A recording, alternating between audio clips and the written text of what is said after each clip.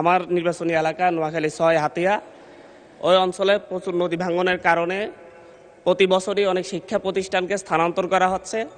কিন্তু সেই সকল শিক্ষা প্রতিষ্ঠান, প্রাথমিক এবং মাধ্যমিক শিক্ষা প্রতিষ্ঠানগুলো ওগুলা নিয়মিত বরাদ্দ না পাওয়ার কারণে এবং ওই প্রতিষ্ঠানগুলোর শিক্ষার্থী যারা আছে তাদের একটা তালিকা করে তারা ঠিকমতো পরবর্তীতে অন্য কোনো শিক্ষা প্রতিষ্ঠানে ভর্তি হতে পারতেছে কিনা, শুধু হাতিয়া নয়, এরকম নদী ভাঙন প্রবণ যত এলাকা রয়েছে ওই সকল অঞ্চলের শিক্ষার্থীরা ঠিকমতো অন্য শিক্ষা প্রতিষ্ঠানে ভর্তি হচ্ছে কিনা নাকি ঝরে পড়ে যাচ্ছে, এই তালিকা করার জন্য শিক্ষা মন্ত্রণালয়ের পক্ষ থেকে কোনো উদ্যোগ আছে কিনা।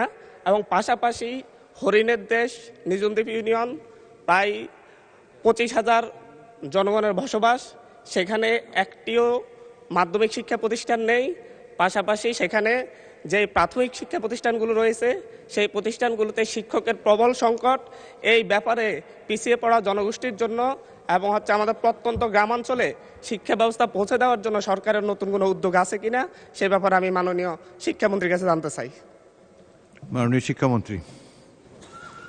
মাননীয় সংসদ সদস্যকে অসংখ্য ধন্যবাদ।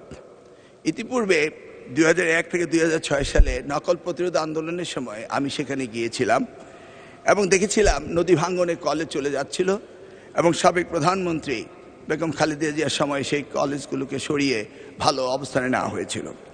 যে সমস্ত প্রতিষ্ঠানগুলো নদী ভেঙে যায় তাৎক্ষণিকভাবে আমরা সেই প্রতিষ্ঠানগুলোকে নতুন করে আমরা তৈরি করি। তবে উনি যেটা বলেছেন সেখানে আমরা ঝরে পড়ার ব্যাপারও আমাদের বিভিন্ন প্রজেক্ট থেকে আমরা সেগুলোকে দেখি, পর্যালোচনা করি। উনি যদি লিখিত কোনো নোটিশ দেন তাহলে আমি ওই এলাকার ঝরে পড়ার সংখ্যা, মাধ্যমিক স্কুলের সংখ্যা এবং প্রয়োজন সাপেক্ষে নতুন বিদ্যালয় স্থাপনেরও এই মহান সংসদ থেকে আমরা শিক্ষা মন্ত্রণালয় উদ্যোগ নেব, সেই ব্যাপারে আমরা বলতে পারি।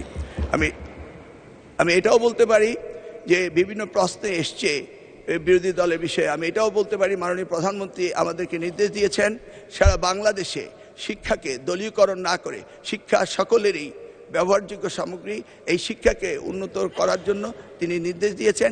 সেই আলোকে আমরা ওনার হাতিয়াকে সুন্দর দৃষ্টি নিয়ে আগামী দিনগুলোতে আমরা তার স্কুলের ব্যবস্থা করব বলে আশা করতে পারি।